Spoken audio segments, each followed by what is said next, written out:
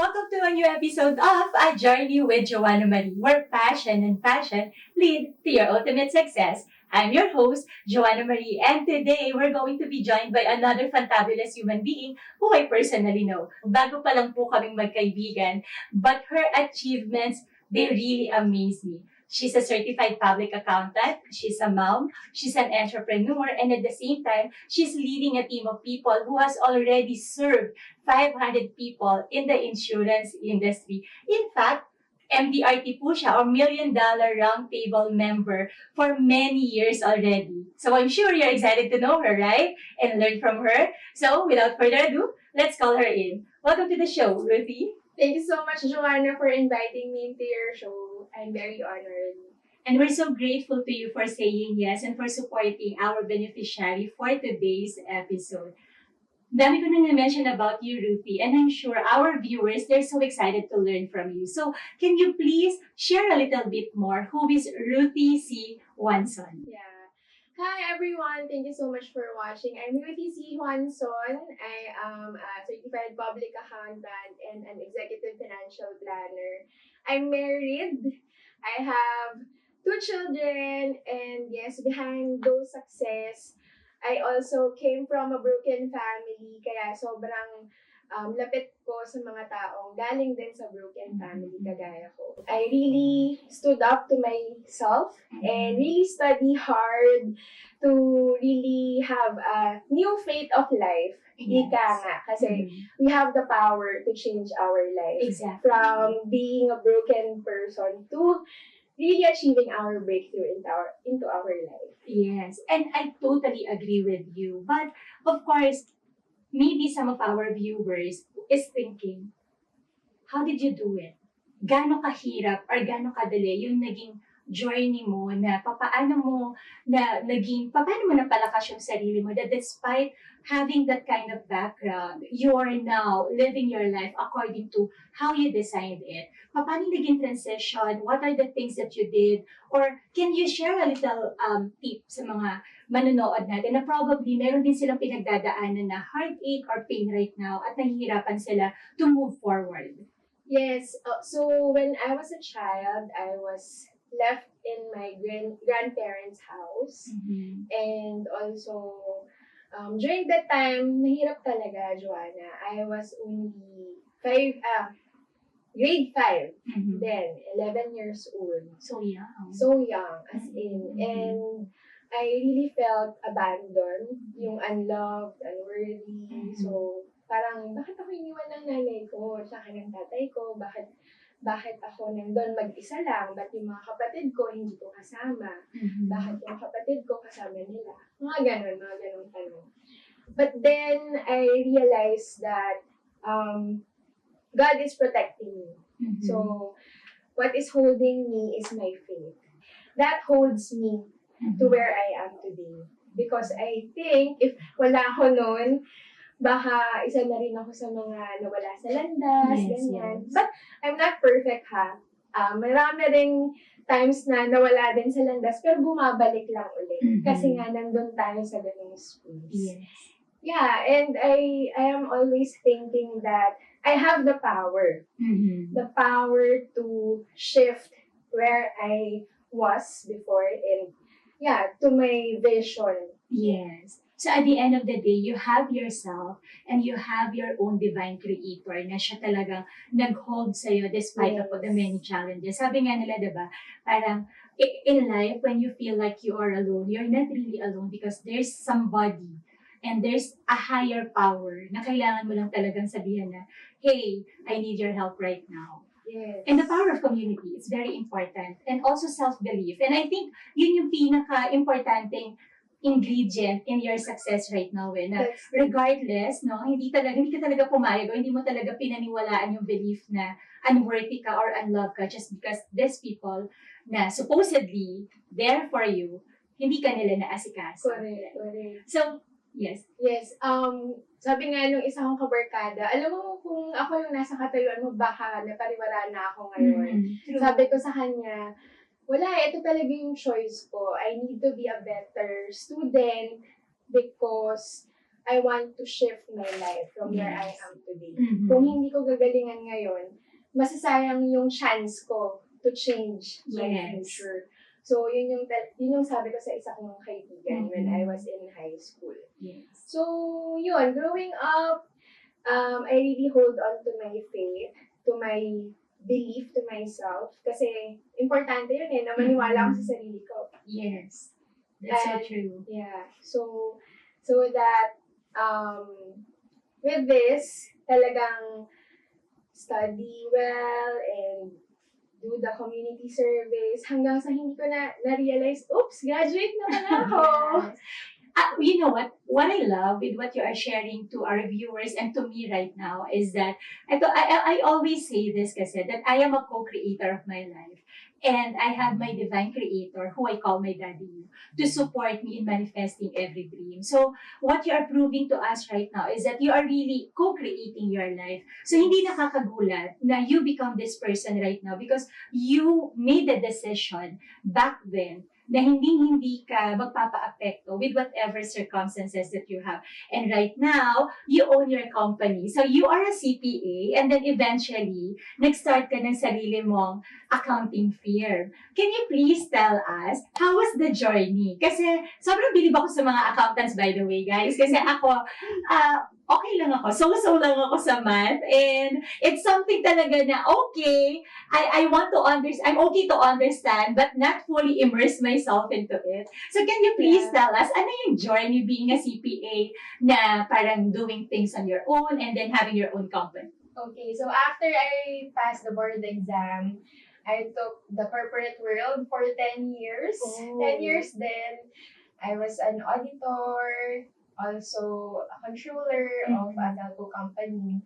But then, when I got married, syempre, di ba, nandun na talaga yung moment na I want to have a complete and happy family. Which you didn't have kasi growing up. Yes. Okay. So, nung nandun ako sa corporate world, nakita ko yung sarili ko na yung anak ko, tulog pag umaalis ako, and tulog din siya pag dumadating ako ng bahay. Yes. So, I felt na I don't have time Mhm. for my child, for my eldest child that time. So, I really braved myself to leap from being an employee to being an entrepreneur. Yes. So So it's a quantum leap. yeah, it's a quantum leap.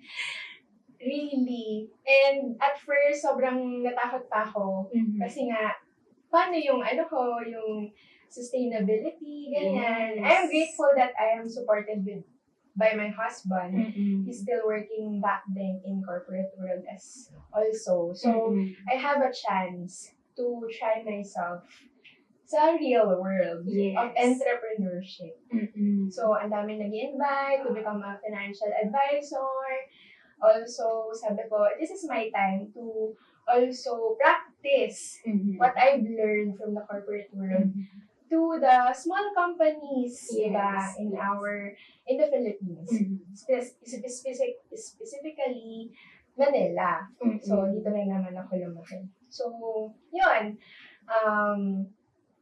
Nagpa-register ako ng company, pinaregister ko yung sarili ko, and then I took the licensing exam as an insurance advisor. Also, I took the exam in SEC as an investment solicitor. So you went through talaga everything. But was it easy when you were starting? Were you able to get clients right away? Kasi there are many entrepreneurs. They started also as an employee. Yeah. And then some people that I know, ang bilis nila nag-decision na, okay, I can do this in the real world. Only to find out na hindi pala ganun kadali. Like, because you're on your own already. Ikaw nahanap ng kliyente mo, there's a lot of things that you have to do as an entrepreneur. So how was it when you were starting? Yes, ikaw lahat. Ikaw ang marketing, ikaw ang sales, ikaw ang operations, ikaw din ang accounting, syempre. So, it was not easy. Wala namang madali. True. Talaga sa mundo. Pero, I was able to see the light by really approaching people, marketing myself in social media, also to my warm market specifically. Yes. as a CPA and then ask referrals talaga. Kasi if you don't ask referrals, it will Yes. not really grow your Yeah. business. Kasi referrals is really powerful. Kapag kakilala ka na nila, naging client mo na sila, And they were nagtiwala na happy sila with your sa'yo. services, Yes. right? It's so easy, Sobrang right? strong yung Yes. referrals. Mm-mm. So, that really helped me. And during the course of time, what also helped me are the clients na, uy, ang galing mo, natutuwa ako sa That's pagiging nice. courageous mo that you are doing this. And they see the excellence in how I do my work. Yes. Even if I meet the, alam mo yun, security guard, yung mga Wala kang pinipiling rank and tao. file Yes. employees Oo. yung minimit ko for insurance investment. Kasi they're really my advocacy Yes. for them to really build their financial foundation strong, Yes. resilient, Mhm. and hindi talaga masisira. Kasi Mhm. diba, maraming nag-invest, pero mawawala lahat yung So, ininvest this is the nila. reason kung bakit pinasok mo rin ang insurance industry even though that you are already running your own accounting firm. Yes, kasi I really saw that even a business owner, they really don't know how to manage their own finances, their own personal finance. Yes.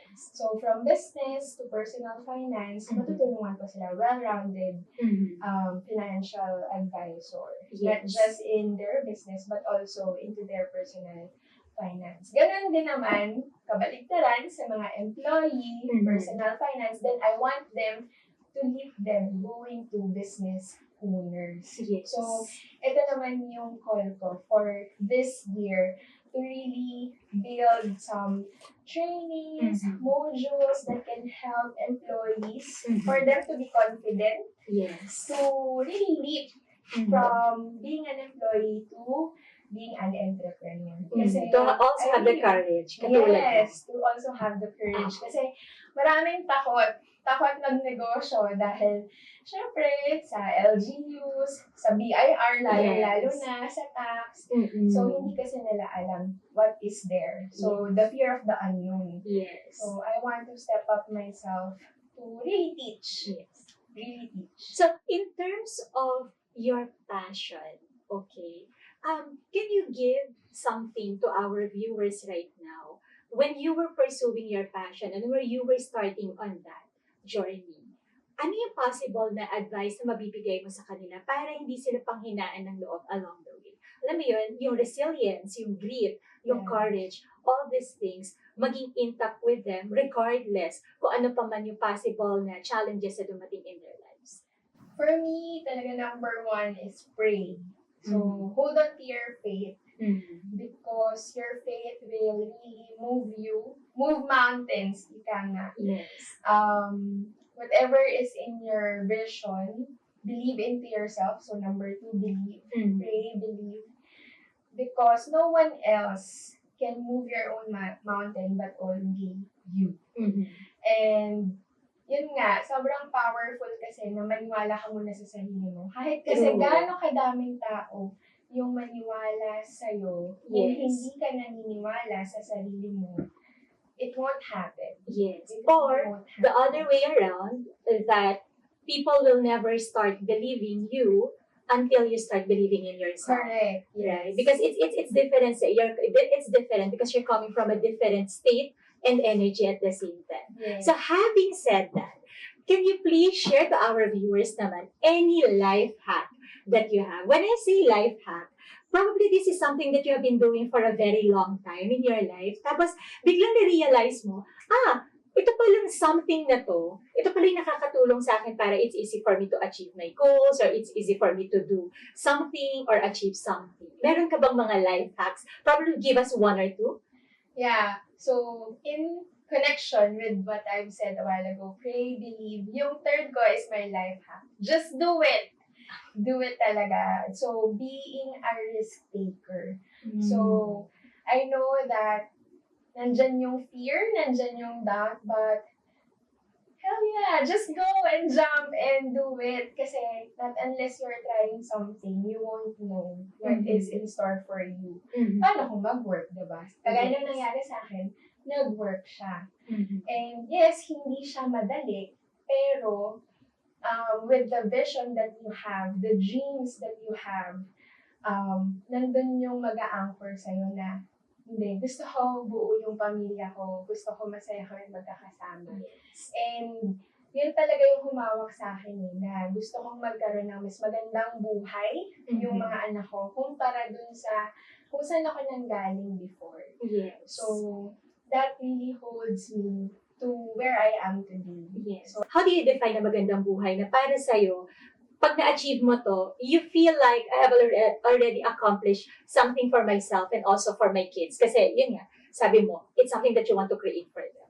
Yeah, magandang buhay for me is really with my family, doing the business together, and also living the life to the fullest without thinking about money. Na we have peace of mind. Kasi nakita ko yun It's all about money, why my parents got separated.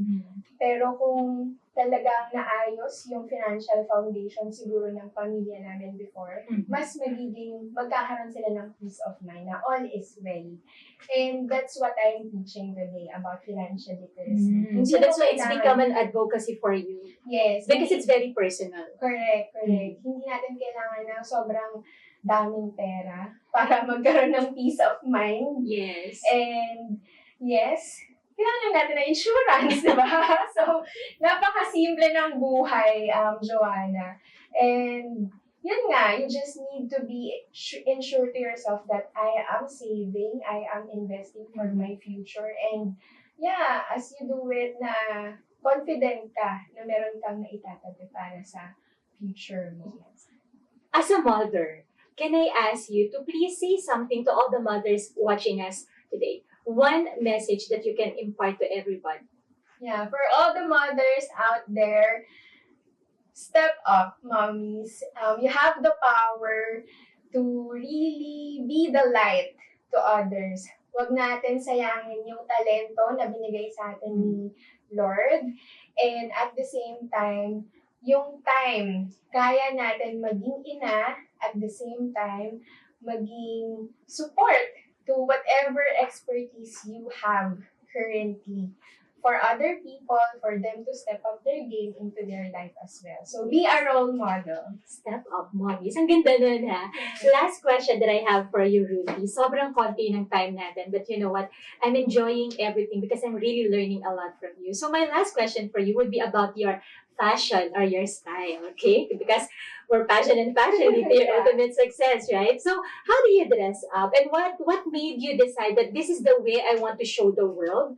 And bakit ito yung naging foundation mo in terms of building your confidence and really showing yourself to a lot of people? Kasi sabi nga natin, diba, people would immediately create an idea or an opinion about us, even hindi pa tayo nagsasalita or wala pa tayong sinasabi sa kanila. 3 seconds pa lang na nakikilala nila tayo. Tiningnan pa lang nila tayo, they already formed an opinion of us. So, for you, how important is it? And paano siya nakatulong para mag-advance ka sa journey mo rin? Yes, as to fashion, just be you. Ako, ang number 1 ko na hindi kinakalimutan, lipstick. Why? Because lipstick will really glow your face. And at the same time, syempre, maayos na hair, maayos na pananamit to whatever venue you are at. Kasi, now, I am into professional attire because I am an invited speaker. But when I am in an organization, pwedeng naka-jeans lang ako. Pero I always wear my lipstick.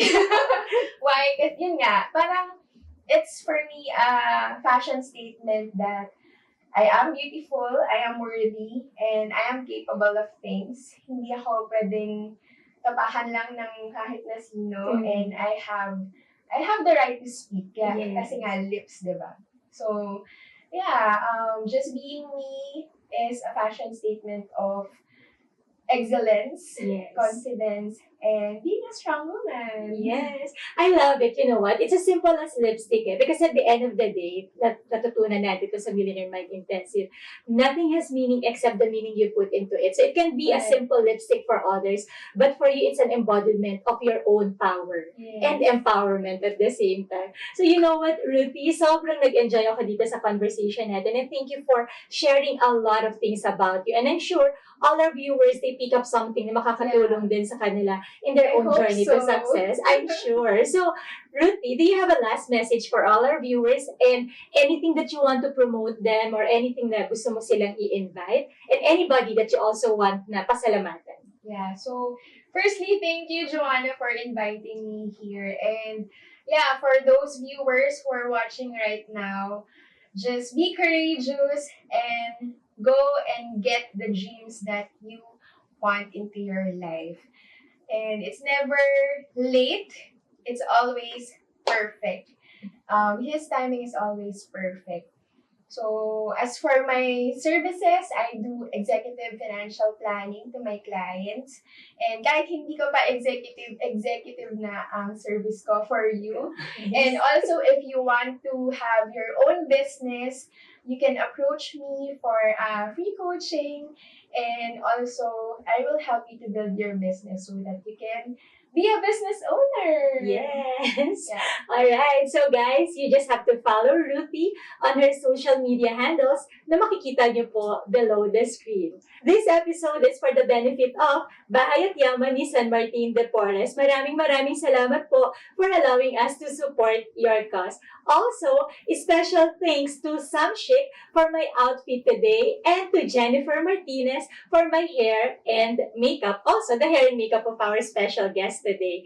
And maraming salamat po to all our sponsors. Special thanks to the following: Samchick, Something Chick, Something Unique, Lures Enterprises, Lance Hair and Makeup Studio, Mabuhay PH Digital Network, RSJ Consultancy, Richmaker, and RM Financials.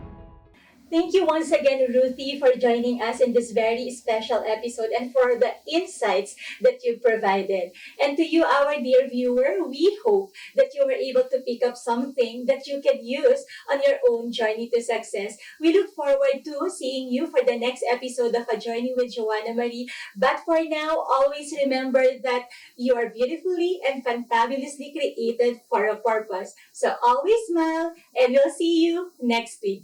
Bye for now!